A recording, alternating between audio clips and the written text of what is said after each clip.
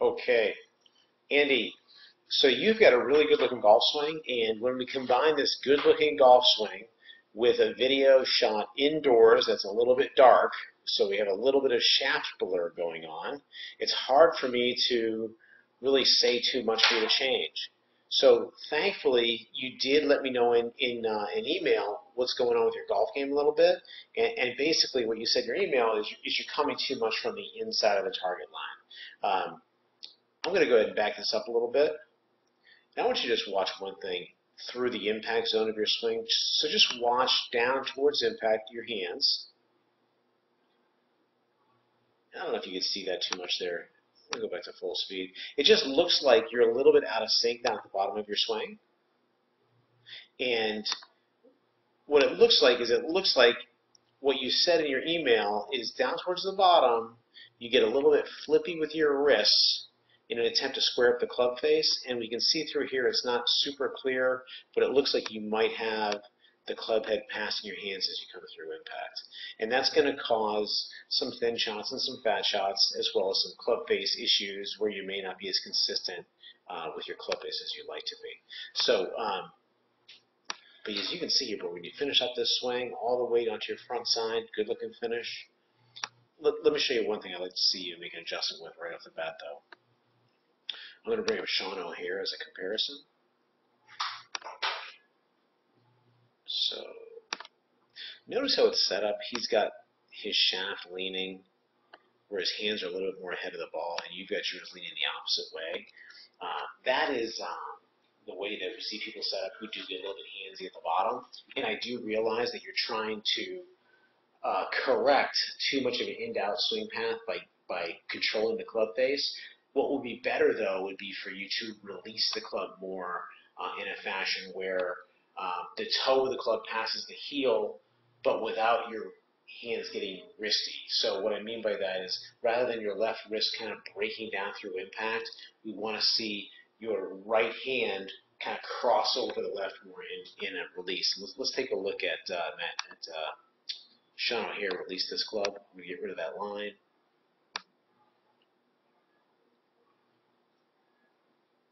And you had mentioned you had a little bit of an early release in your swing. Well, that early release is something that people do who get a little bit flippy at the bottom. So see as he comes through here. See, his handle of the club is always leading the club head, and he releases as his right hand just kind of rotates over the top. So his forearms are rotating here, as opposed to his wrists getting a little bit flippy through there. It's harder for you to see, I think, in this video, but you get the idea. Get that line out of there. And right through here, you can see a little bit of an early extension and a little bit of a flip through there.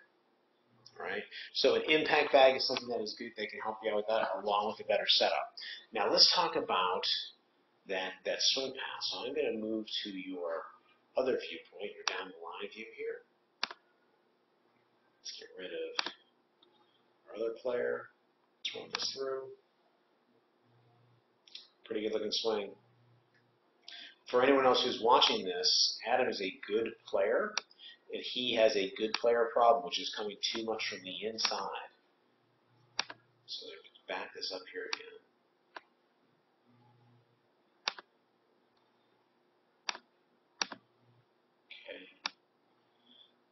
Notice how on the way as that downswing starts, I'll put a line here because you mentioned it. So here's your initial setup swing plane, and then as the downswing starts, you're going to come way under this backswing plane, way down, right? So you're going to come up, you're going to drop your hands down right there, and this is going to deliver the club from the inside of the target line. And for most people, we like to see them do that because they do the opposite, but you're doing a little bit too much. So one thing I'd like to just point out here, something for you to think about as you're hitting your shots with your launch monitor.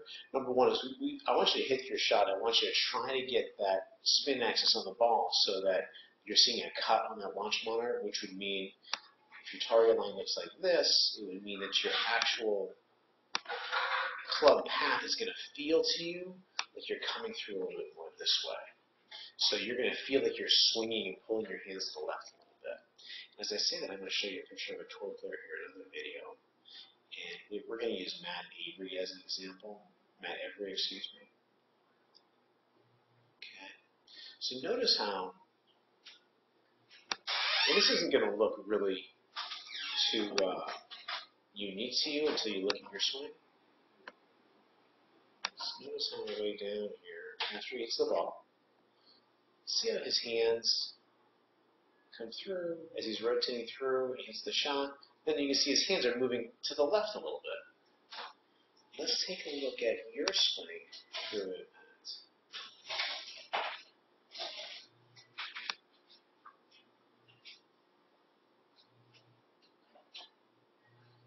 Okay.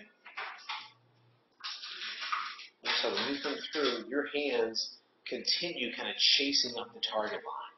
So believe it or not, you're going to have to feel like your hands are actually moving this way right through impact, and you're pulling them in a little bit. It's going to feel like you're trying to hit a shot, like hold off that finish a little bit.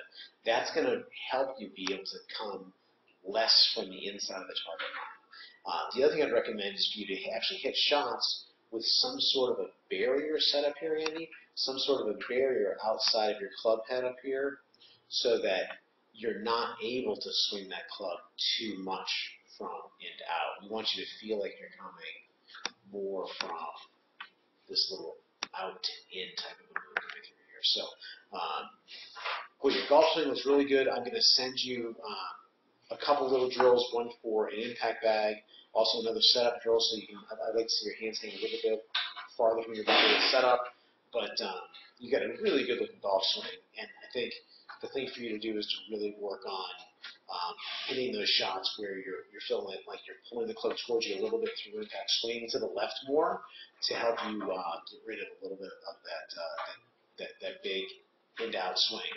And I realized that when you look at yourself on video, you can see the way your hands are dropping under here like this. And if you've already been focusing on that and it hasn't really helped, maybe shift up the direction of where you're trying to go. Think more about what's happening down at the bottom of your swing than what happens as you start the downswing. So please send me an email if you have any questions at all. Enjoy looking at your golf swing, and I really hope this is helpful for you. Thanks very much, Andy. I'm Mike Sullivan. We're in Carmel, Indiana at Crooked Stick Golf Club, home of the BMW Championship, to talk about how to stop hooking your golf shots.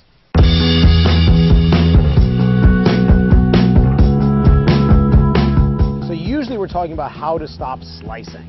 And there's all kinds of tools out there and swing aids and videos and all sorts of things and tips to help with someone who's slicing too much. We're going to talk about the opposite, how to stop hooking. You may be hooking the ball, and you may be a reformed slicer who now has gone maybe a little bit too far. So we're going to talk about now what you can do to help get those hooks under control. If we're hooking the ball and it's really a problem, what's happening is that our club is probably traveling too much from the inside of the target line, catching too much of the inside part of the ball, and as we swing through, our club face is going to be closing. The ball is going to start to the right and it's going to hook to the left. The less loft we have on the club, the longer the club, the worse we're going to see this hooking problem. Okay? So the first thing that I'll do, if I ever start to feel like I'm hooking it too much, is I'm just going to think about what's happening down here between the club and the ball. I know that I'm coming a little bit too much from the inside. I know that I'm catching too much of the inside part of the ball, so I'm going to hit some shots and just feel like I'm catching the back of the ball. So I'm going to feel like now I'm swinging right down, hitting the back of the ball, as opposed to the inside part. So let's say I hit that shot and it's still a hook. Well, now I'm going to need a little bit more help, and I want to use some sort of a barrier to help me with this. A great thing to use would be like that cardboard box that a set of golf clubs comes in. But we can also use a head cover, or we can even use another golf ball. So I'll try here first with another golf ball. I'm going to place this ball outside of my target line, and see how my club is coming too much from the inside. I'm going to put this ball up here. So I could hit shots where I'm going to try to hit this inside ball and avoid the outside ball.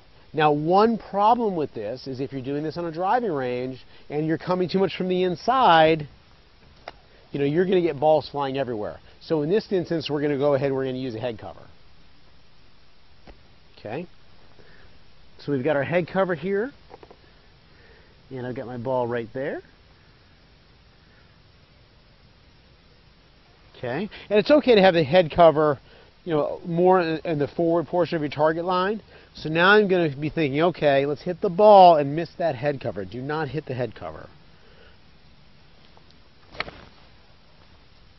So I know, because I hit the ball, I did not hit the head cover, that that club could not have been severely from the inside, and I could also tell by ball flight that my ball is not going to be hooking. So first thing we want to do is don't panic. If you're hooking too much, just try to hit more the back of the ball or even the outside part of the ball. And if that doesn't work, use some sort of a barrier that you can put down and avoid with your club to make sure you've got the right swing path. If you like this video, go ahead and give us a thumbs up for a like. And if you subscribe to our channel, you'll be notified by email each time that we produce a new instructional video. They feel that their baseball experience has really made it tough for them to hit a golf ball and play golf. But that's really not. Here's a great way to get good posture. Start off standing alongside your target line, your club in one hand, place it behind your back so that you can hold the grip bend on your tailbone. Then bending from the hips, keep the club on your back, tailbone, and back of head. Let your arms hang straight down below your shoulders, and then let the club touch the ground. Moving in towards the ball, we now have good posture.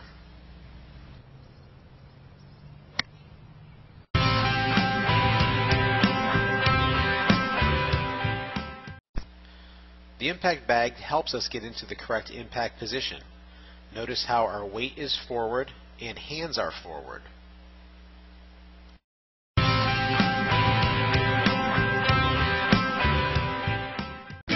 Be sure to check out our YouTube channel for more instructional videos.